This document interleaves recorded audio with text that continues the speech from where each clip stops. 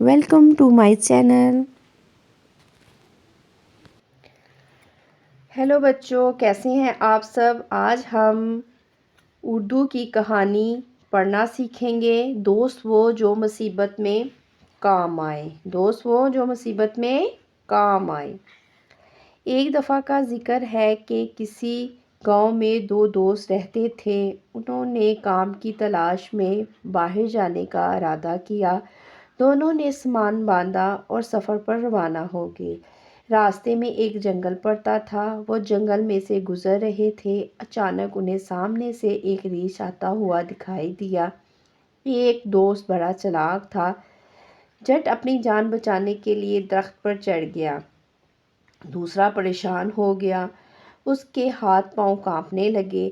اچانک اسے یاد آیا کہ ریچھ مردہ چیز کو نہیں کھاتا۔ یہ خیال کر کے وہ زمین پر لیٹ گیا اور اپنا سانس روک لیا۔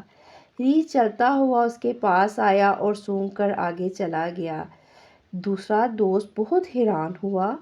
وہ درخت سے اتر کر آیا، اپنے ساتھی سے جو اب سنبھل چکا تھا پوچھا کہ ریچھ تمہارے کان میں کیا کہہ کر گیا ہے؟ دوست نے جواب دیا کہ ریچھ نے مجھے یہ نصیحت کی ہے کہ خود غرض آدمی کبھی دوست نہیں بنانا چاہیے۔ دوست وہ جو مصیبت میں کام آئے۔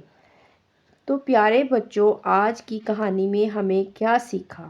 آج کی کہانی میں ہم نے یہ سیکھا کہ دوست وہی بنانا چاہیے جو مصیبت کے وقت آپ کے کام آئے۔